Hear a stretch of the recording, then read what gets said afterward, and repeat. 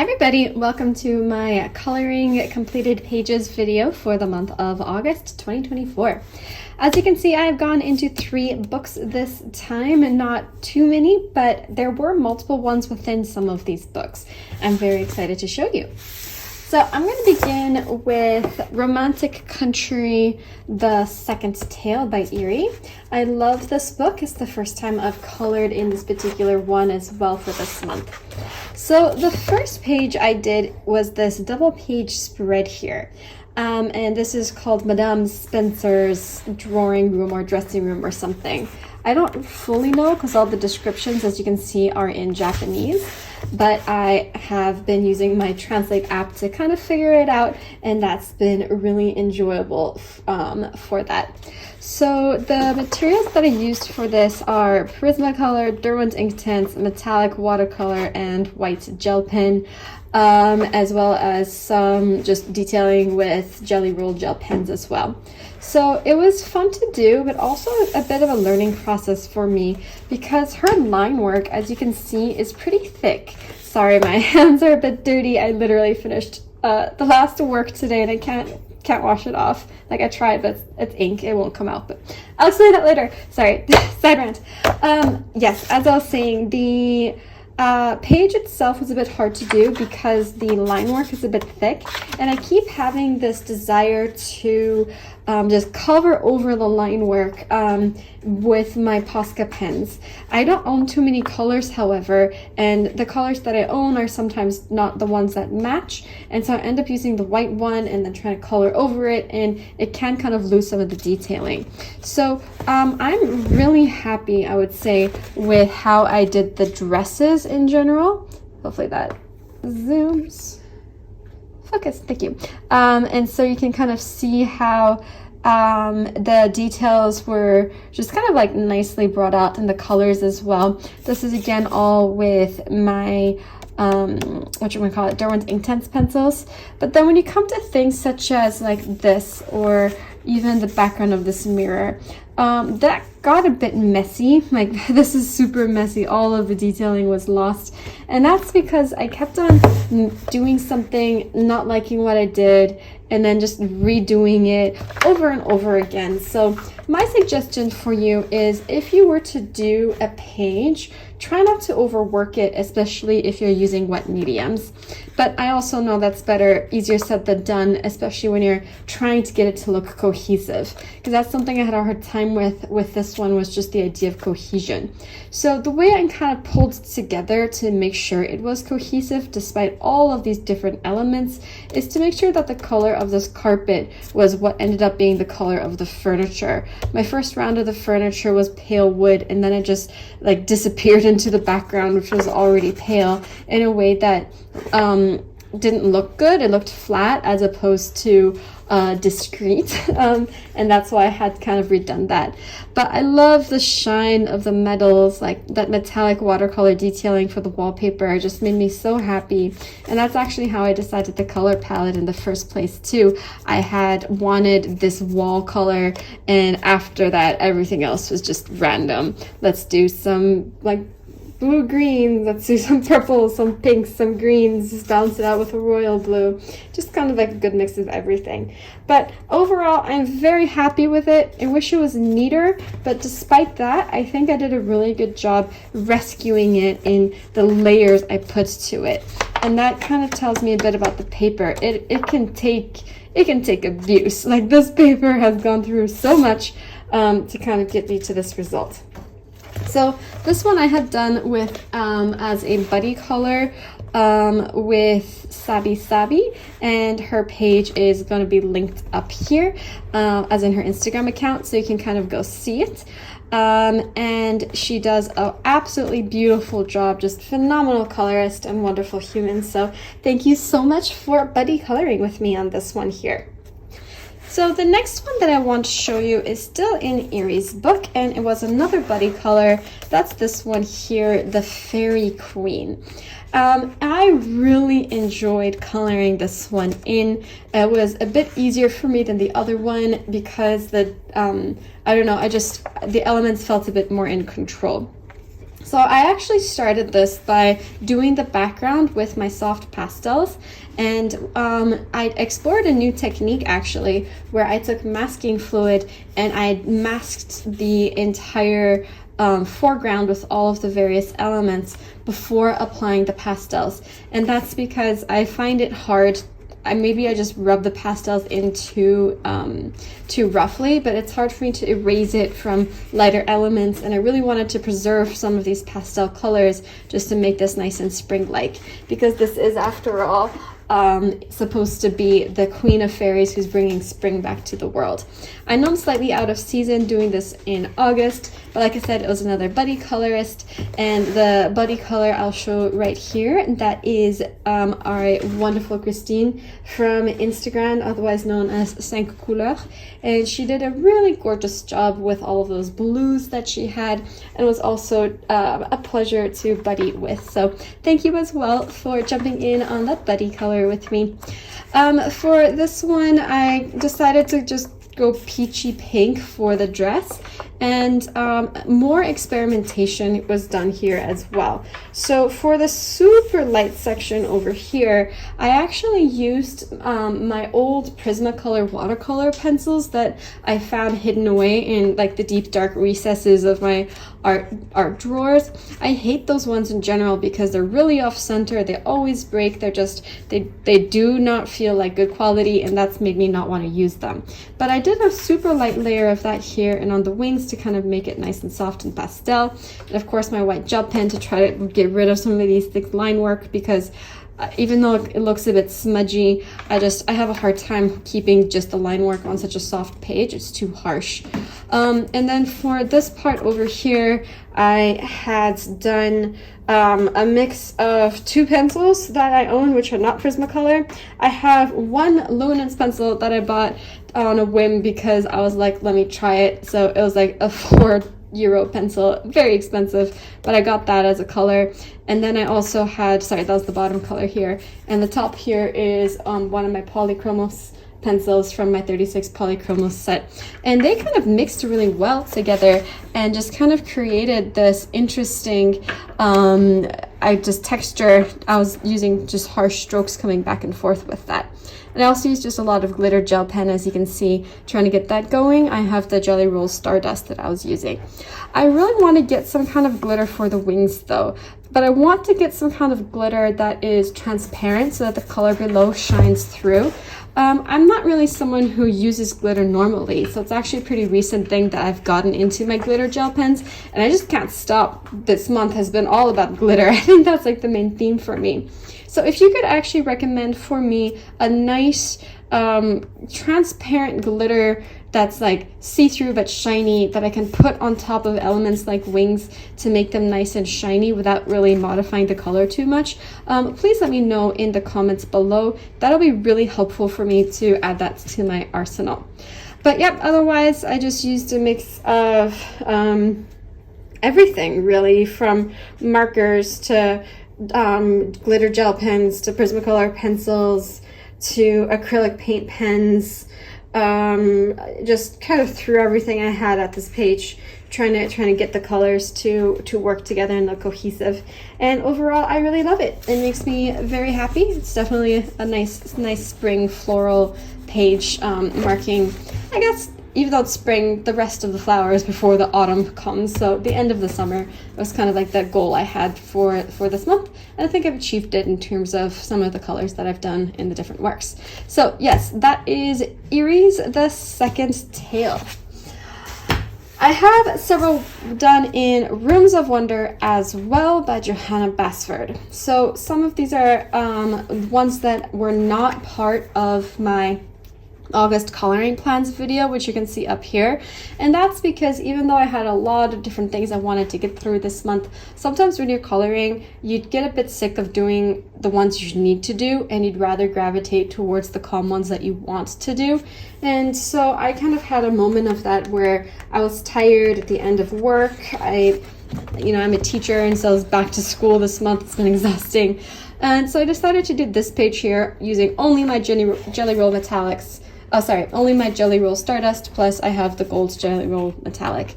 And it was really fun to do. Super quick, was just listening to an audiobook as I was doing it. I'm currently on the 6th book in the Wheel of Time series. It's a 40-hour long audiobook, and so that should keep me entertained for a while as I color.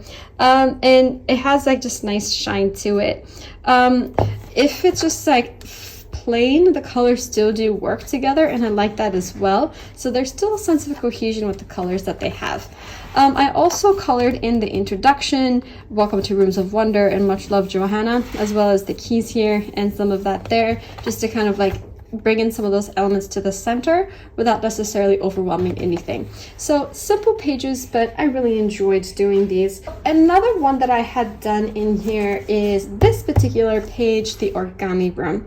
I really enjoyed doing this, and I did this also as another buddy color. As you can see, I had so many buddy colors, but this time with the lovely Kira from A Picture of Purpose.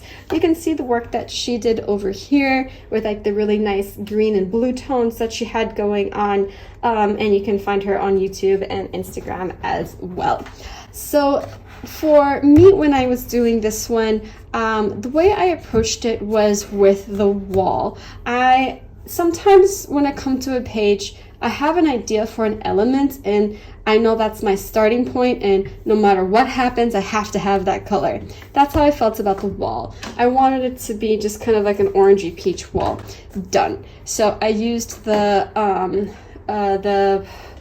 salmon. Sorry, I'm distracted by my... Nope, do not eat that. I have a new kitten, and he's eating my charging cables. There he is. So he's not a very cuddly cat. He doesn't like laps. He doesn't like being picked up. Whee! That's his face. Alright, so sorry for that distraction. He's currently playing on the chair behind me. Yes, so I had done this one, really wanting to do this back wall, that salmon color. And so I used my Prismacolor pencil, melted it using some Gamsol, and then did another layer on top to make it nice and smooth.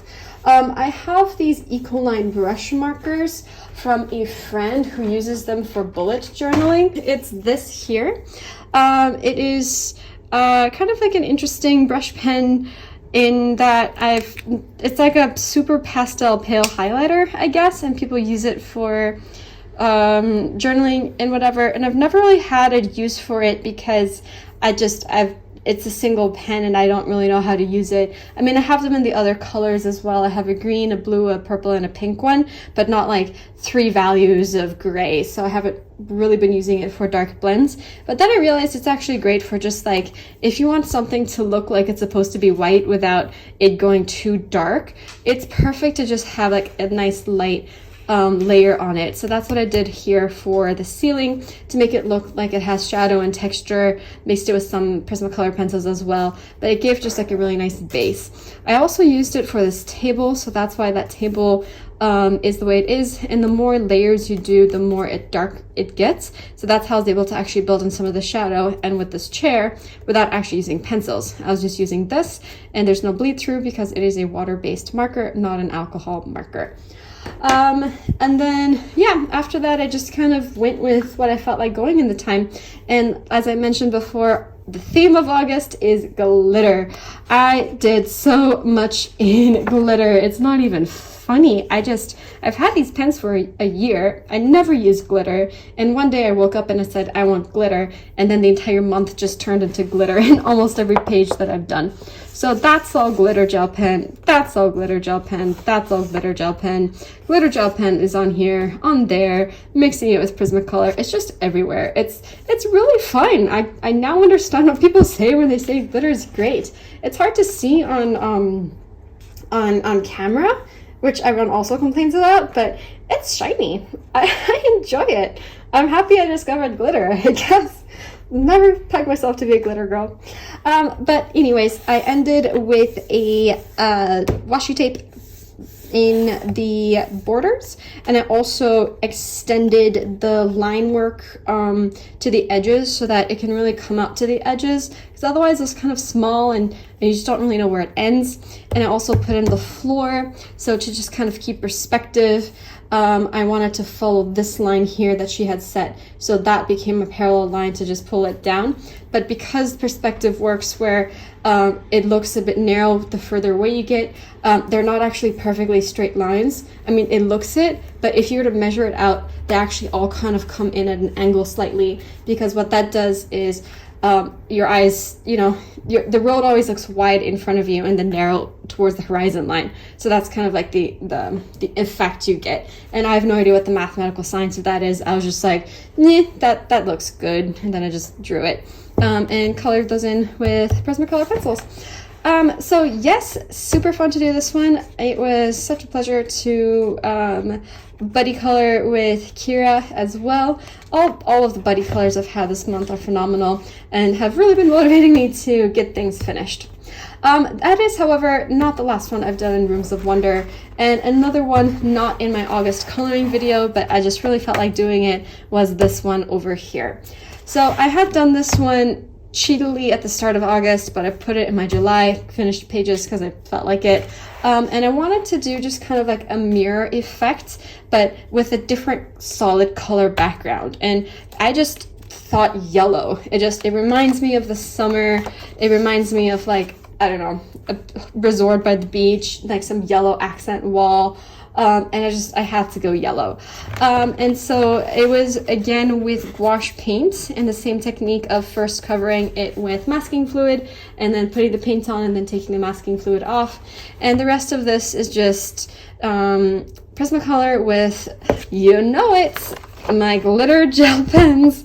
And I just super random colors, just picked and threw them right back in the case each time. Didn't even track it. Normally I track all the colors I use, but I needed some mindless coloring because my brain has been overworking with work.